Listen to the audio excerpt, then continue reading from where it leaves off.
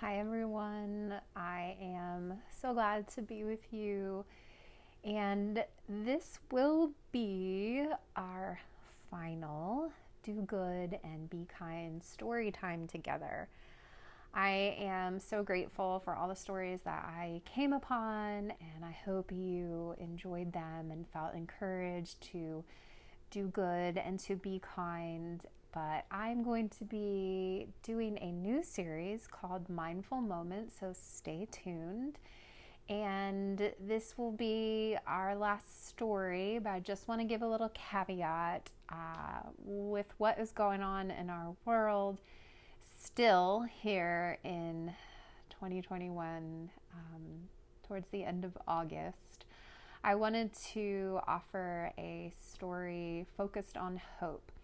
So please beware that this story that I will be reading from a writer and an article in the New York Times does mention things concerning COVID-19. So if that is just triggering for you, you may want to skip this one.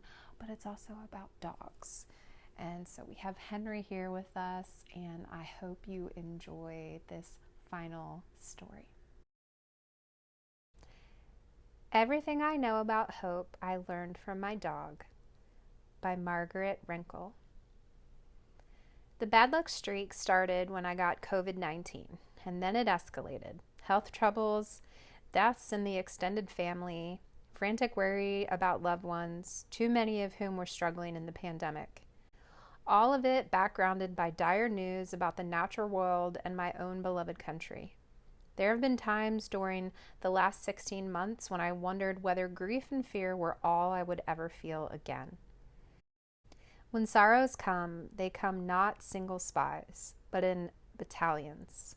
Hamlet's perfidious stepfather observes, failing to note that his own crimes are to blame for the rotten state of Denmark. I can't discover any way in which I am the source of my own pandemic sorrows, but I don't need to search far to find others whose struggles are far worse. So with every new setback and every new worry, I remind myself to be grateful for what is going right, to stop enumerating all the things that are going wrong. That coping strategy worked pretty well until my dog died. As a writer, I try to call attention to the goodness people are capable of. I comb the headlines for promising news about social justice, the environment, the body politic. But in real life, I expect trouble to lurk beyond every corner, to emerge from every shadowed doorway. I have always felt a closer kinship with darkness than with light. Fantastic, my father would say when anyone asked him how he was doing during the 2.5 years it took him to die of a cancer. Even when the pain and nausea were at their worst, Dad was certain that being alive, no matter how much misery might be involved, was incomparably better than the alternative. My husband, too, is the kind of person who trusts that good will prevail after every anguish, who believes so thoroughly in the happy ending that he later forgets the anguish itself. Recently, I mentioned a scare we'd had this year, and he didn't even remember it. "You must not have been as traumatized by that as I was," I said. "I'm not as traumatized by anything as you are," he said. I grew up with an optimist, and I married an optimist. But even the sunniest human being is barely more than a neophyte where hope is concerned.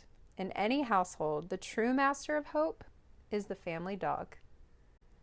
Dogs regard any delicious smell emanating from the kitchen as a meal they can reasonably expect to share. An elderly dog may have been fed only kibble in all the years of his long life, but he will nevertheless haul his arthritic self to his feet and wander into the kitchen, confident that this time the lasagna sitting on the counter will be his. Our lab mix scout taught me that a dog who has never caught a squirrel will keep chasing squirrels the same way a dog who is not allowed on the bed will climb under the covers the second a bed is left unattended. Betty, a Feist who had never been taken to school even once, would wait hopefully beside the back door every morning just in case it was take your dog to school day at last. A UPS delivery driver once tossed a dog biscuit to Clark, our rangy old hound. As she turned the corner, and every day for years, that dog would wait in the yard for his biscuit, no matter how many delivery trucks rounded the corner without a pause. In my own life, the apotheosis of canine hope was Emma, the miniature dachshund we inherited after my mother's death. Emma believed she could climb the bookcase where dog treats are kept, never mind that her legs were all of 2 inches high. She believed she could open the closet door where the dog food is kept, despite her lack of opposable thumbs. And damn if she didn't manage both feats. For a dog, hope is self-reinforcing. Our last dog, Millie, taught me that dogs carry trauma with them, just as we do. Millie, a terrier mix, didn't know why she feared what she feared, but she knew that my response to her fears would be kindness, patience, and often a delicious chicken treat. Whenever we passed a big, scary dog on our walk or a giant rumbling truck, she would look up hopefully, almost skipping when she saw my hand reaching for my pocket. The triumph of hope over irrevocable trauma. Is it any wonder that Millie's unexpected death was what finally broke my conviction that better times would be soon on the way? As much as I hate living in a house without a dog, it was months before I was ready for a new one, and by the time I finally started looking, it had become much harder to adopt. Everyone, it seems, wants a pandemic companion. There are 6 new puppies on our street alone, with 2 more due from breeders this summer. I understand why rescue organizations are so careful about pet placements. Many year-old dogs available for adoption today are pandemic puppies who turned out to be more work or more costly than their adopters bargained for. Everyday volunteers look into the desolate faces of pets left at the shelter by the only families they had ever known, or worse, abandoned on the streets. And that's why these organizations work so hard to avoid approving a home that isn't an ideal match for that particular pet. It is also why so many dogs I applied for went to younger people or runners or families with children and other dogs or homes with a large yard or some other requirement my household just didn't meet.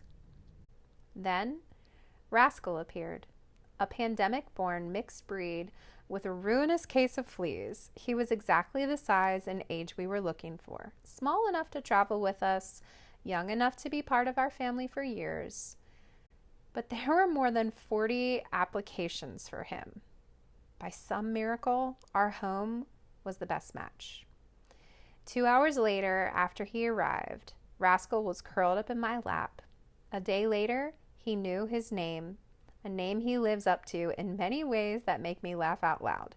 Stealing shoes from the shoe basket and hiding them around the house. Grabbing the book I'm reading and running away with it.